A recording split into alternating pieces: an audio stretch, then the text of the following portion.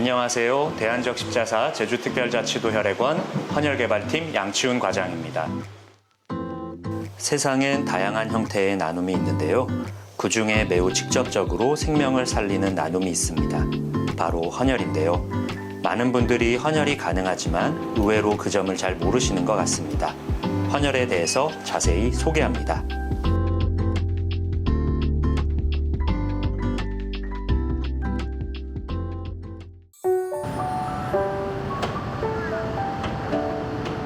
제주시 노영동에 자리한 헌혈의 집 신제주 센터입니다.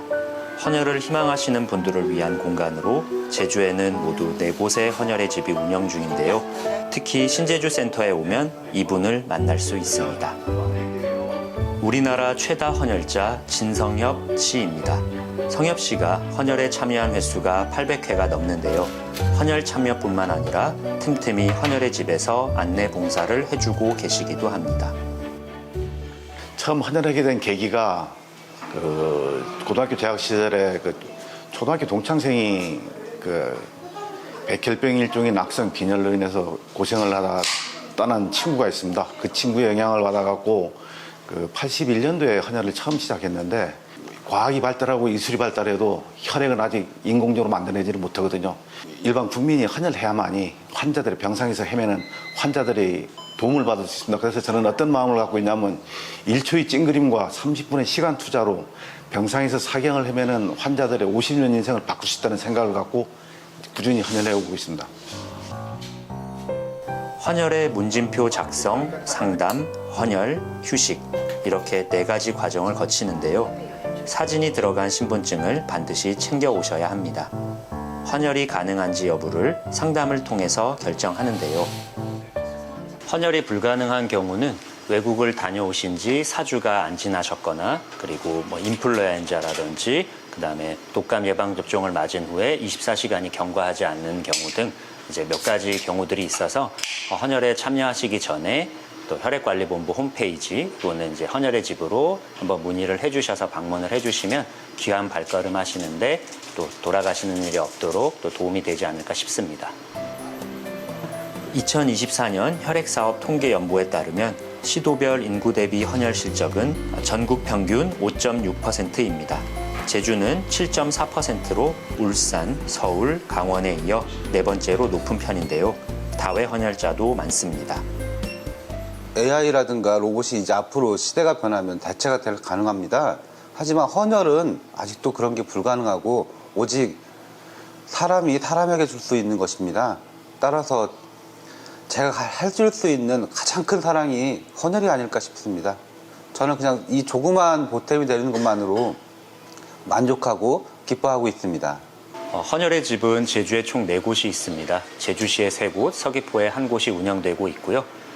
저희가 주말에도 운영을 하고 있는 센터가 제주시의 한라센터, 신제주센터 이렇게 2곳이 운영되고 있고 서귀포 센터는 격주로 토요일에 또 운영이 되고 있어서 오시기 전에 저희 홈페이지를 확인하셔서 방문을 해주시면 감사하겠습니다. 인구 대비 헌혈자가 많다고 해서 혈액 보유량이 늘 안정적인 상태라는 걸 의미하지는 않습니다. 제주는 섬이어서 기상이 악화되면 백길과 하늘길이 막혀 외부로부터 혈액을 공급받을 방법이 차단되는데요. 때문에 늘 평균 이상의 혈액을 보유하고 있어야 합니다.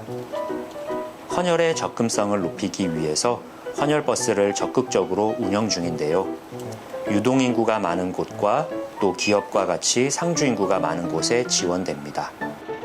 헌혈버스는 찾아가는 헌혈 서비스로 헌혈의 집을 매우 효율적이고 작게 만들어 놓은 곳이라고 생각하시면 되는데요.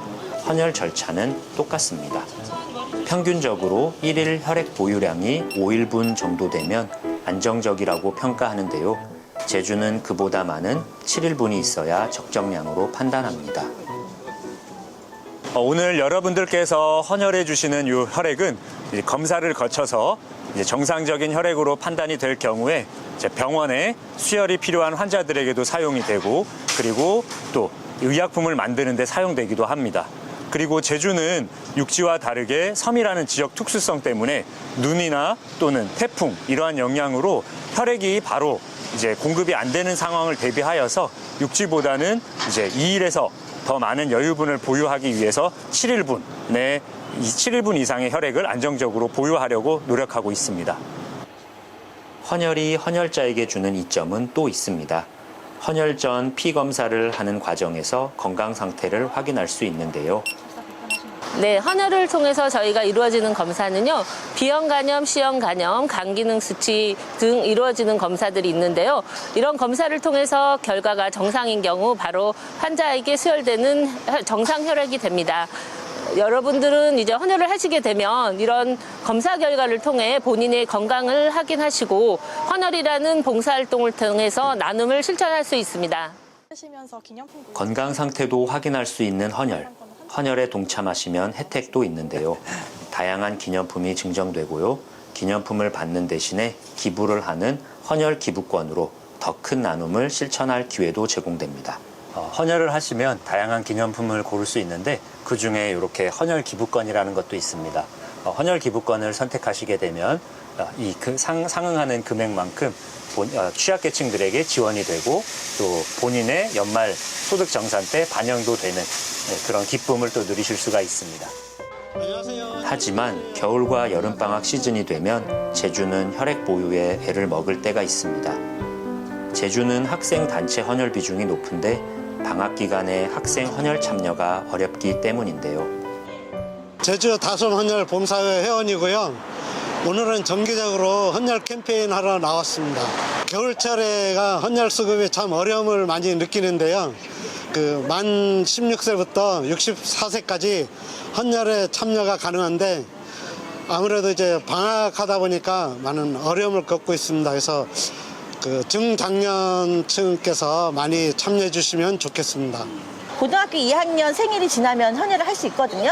그런 애들이 이제 헌혈을 하기 위해서는 위에 부모님들이나 지인들의 선생님들이 적극적으로 헌혈에 동참하는 게 정말 중요하다고 생각을 합니다. 헌혈은 사랑입니다.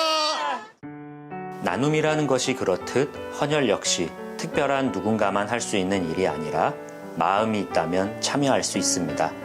생명을 살리는 가장 직접적인 나눔, 헌혈에 많이 동참해 주세요.